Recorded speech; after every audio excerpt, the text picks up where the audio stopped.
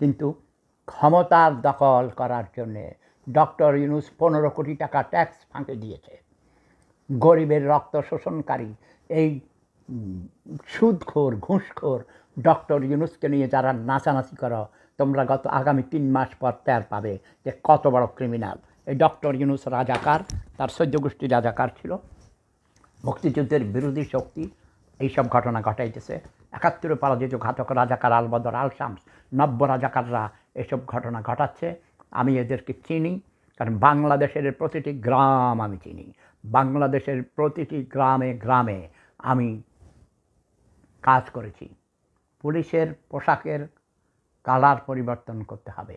এই পোশাকের কালারের প্রতি মানুষের ঘৃণা জন্মিয়েছে, তাই নাকি? আচ্ছা, মানুষের ঘৃণার কোনো ঠিক নাই। বাঙালিদের কোনো চরিত্র নাই। বাঙালিরা বেঈমান, নিমকহারাম, মির্জাফরের বংশধর।